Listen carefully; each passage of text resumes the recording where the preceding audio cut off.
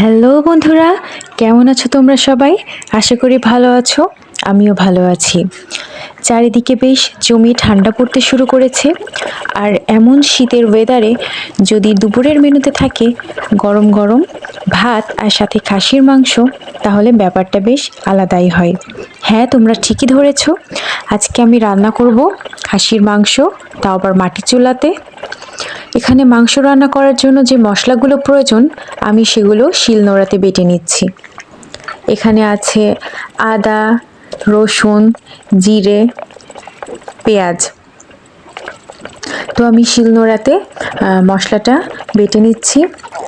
মিক্সিতেও মশলা করা যায়, কিন্তু শিলনোড়াতে বেটে মাংসের যে টেস্টটা হয় সেটা মিক্সির মশলাতে হয় না। আমি মাংসটা সবার প্রথমে মশলা দিয়ে মেখে কিছুক্ষণের জন্য ম্যারিনেট করে রেখে দিব।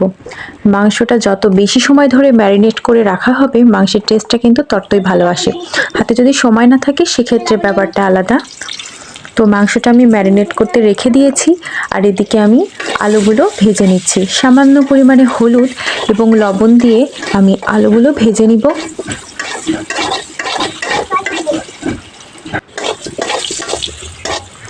আলুগুলো আমি লাল লাল করে ভেজে নিয়েছি। ভাজা কমপ্লিট। এখন আমি আলুগুলো তুলে নিচ্ছি। এবার মাংসটা আমি আগে থেকে ম্যারিনেট করে রেখে দিয়েছিলাম, সেই মাংসটা এখন আমি ডিরেক্টলি তেলের উপরে দিয়ে দিচ্ছি। মাংস রান্নার জন্য যে সকল মশলা প্রয়োজন, তেজপাতা, গোটা গরম মশলা, এলাচ, লবঙ্গ, দারচিনি, যেগুলো প্রয়োজন আমি সবই এর সাথে মিশিয়ে ম্যারিনেট করে রেখেছিলাম। আমি এখন মাংসটা নাড়াচাড়া করে কষিয়ে নিব ভালোভাবে। কিছুক্ষণ কষানোর পর মাংসটা জল উঠতে শুরু করেছে। এই পর্যায়ে আমি ঢেকে দিয়েছিলাম। আবারও নাড়াচাড়া করে কিছুক্ষণ কষিয়ে নিব। খাসির মাংস সময় নিয়ে জাল করে বেশিক্ষণ ধরে যদি কষিয়ে নেওয়া হয় তাহলে সেই মাংসের টেস্টটা কিন্তু আলাদাই আসে বন্ধুরা। মাংসটা আমি নাড়াচাড়া করে ভালো করে কষিয়ে নিচ্ছি।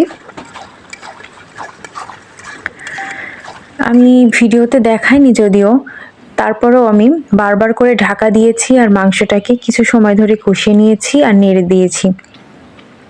এভাবে করে আমি অনেকবার মাংসগুলো কষিয়ে নিয়েছি।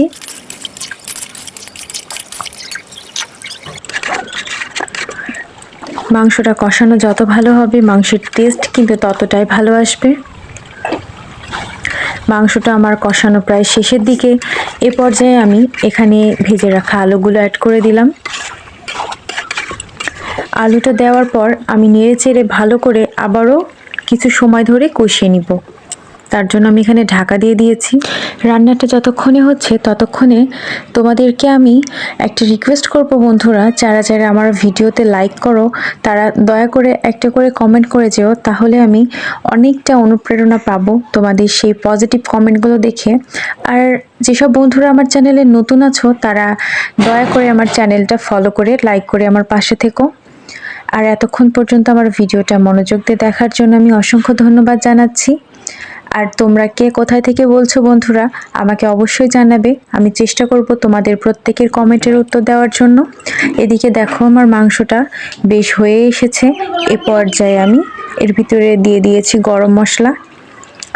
গরম মশলাটা ভিডিওতে নেওয়া হয়নি, দেওয়ার ভিডিওটা স্কিপ হয়ে গেছে। আজকের মাংস রান্নার এটাই ছিল আমার ফাইনাল লুক। ভিডিওটা যদি তোমাদের ভালো লেগে থাকে তাহলে অবশ্যই লাইক করে আমার পাশে থেকো। ধন্যবাদ বন্ধু।